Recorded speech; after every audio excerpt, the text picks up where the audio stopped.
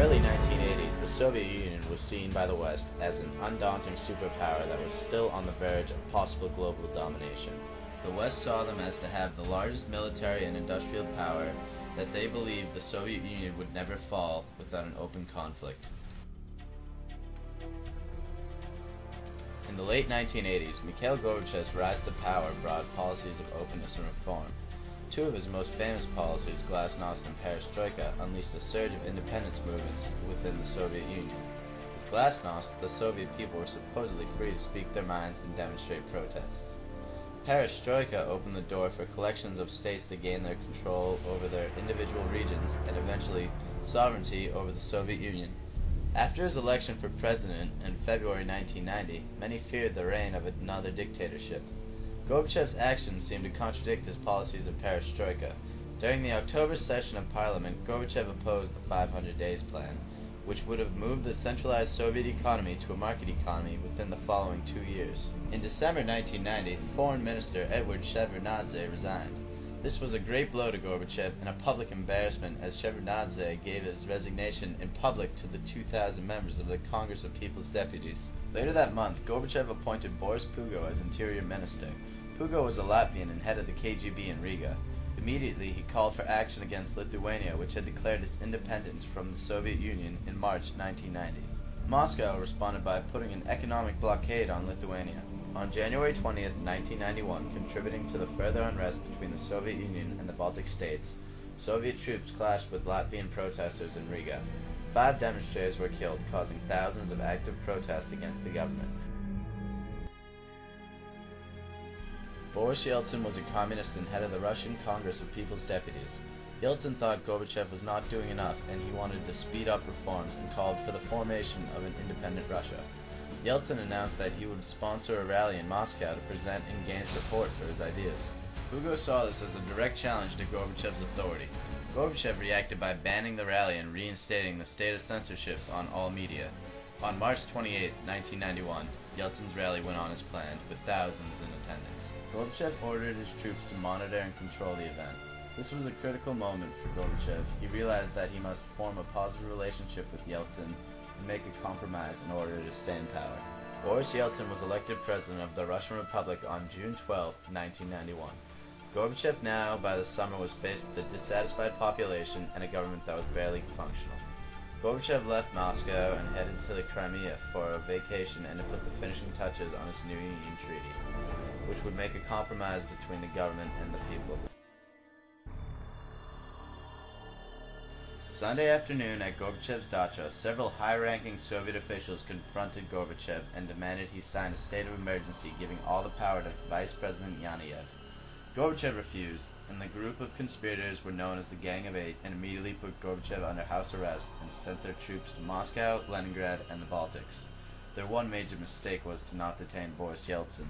The Gang of Eight made their presence known to the public. Yaniev claimed to have control of the government, stating that serious health problems prohibited Gorbachev from serving his presidency any longer. The gang announced that all demonstrations and strikes were illegal and that the media had been taken under control of the state. One thing was clear, Yaniev intended to establish a new dictatorship. While Gorbachev was at his dacha, the world knew nothing of his peril. This gave Yeltsin the perfect opportunity to take charge and, as it turned out, grab all the glory for putting down the coup for himself. Yeltsin, who had been in his dacha just outside of Moscow, made haste for the Russian Parliament building. He was making and receiving phone calls from all over the world. Finally, Yeltsin called Yaniev to tell him that the Russian people wanted nothing to do with him or his gang of bandits. Yeltsin went outside where there were some 20,000 citizens protesting the coup. He climbed atop the tank and proclaimed the coup was unconstitutional and called for a general strike. In an effort to turn the troops away from the coup conspirators, Yeltsin declared, "You have taken an oath to your people, and your weapons cannot be turned against the people." Soon over 100,000 people rallied with Yeltsin, the guardian of democracy. Many of the protesters were pensioners who lived through Stalin and the world wars and refused to tolerate another dictator. Before the day was over, many of the troops had sided with Yeltsin, protecting him in the Russian Parliament building. Similar protests were also taking place in Leningrad, modern-day St. Petersburg. By midday, over 150,000 citizens had gathered in Moscow to protest the coup. In In Leningrad, some 250,000 protesters voiced their disapproval of the Gang of Eight. The emergency committee attempted to place a curfew on Moscow, but the people reacted by ignoring this statement. The Eight all became ill with what was dubbed the Coup flu and hid in their homes. Yeltsin spoke from a balcony of the Parliament building, describing the battle as democracy versus dictatorship. Thousands of protesters remained in the streets and around the Parliament building, turning back the tanks and troops still loyal to Yaniev. In the confusion, it is amazing that only 3 protesters were killed. When it became clear to the coup plotters that the will of the people were strongly in opposition to them, and that the troops were willing to disobey their orders and not attack, the coup simply fell apart. It is announced that the coup leaders had attempted to flee the country. In fact, 2 of them went to the Crimea in hope of explaining themselves to Gorbachev, but he refused to see them. Yeltsin had Gorbachev and his family safely return to Moscow the following morning.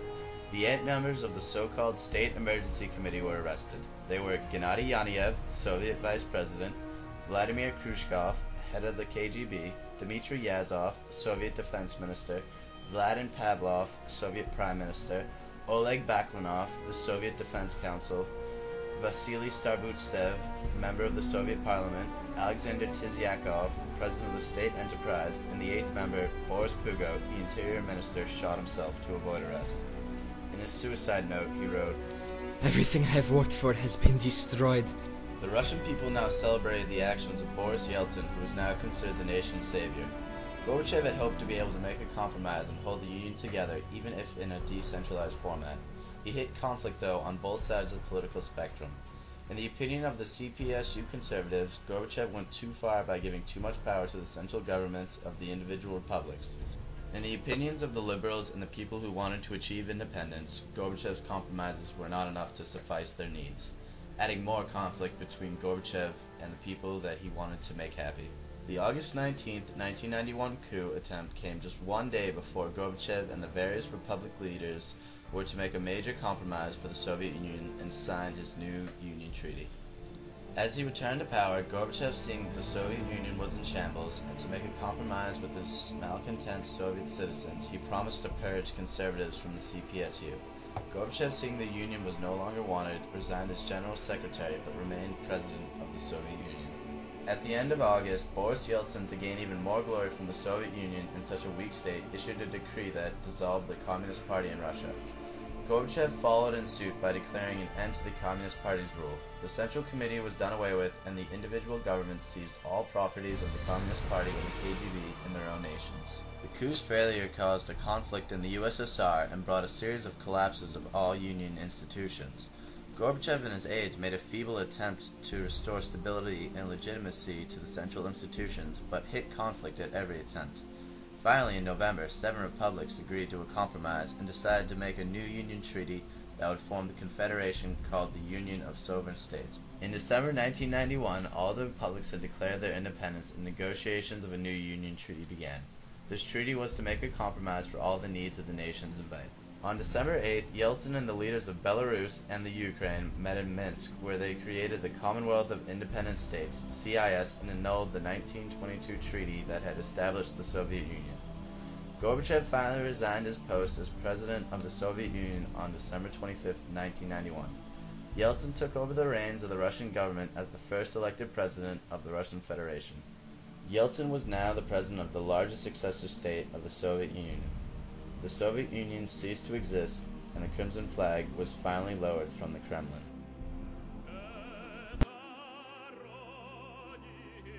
A nation that was founded through the bloodshed of a communist proletarian revolution was now by some miracle almost peacefully diminished under noble intentions of Mikhail Gorbachev and by the ultranationalist Boris Yeltsin.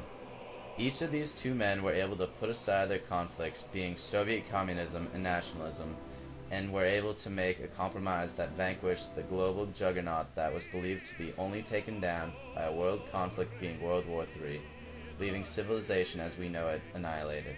Because of the efforts of these 2 men, the Soviet Union now only exists in history books.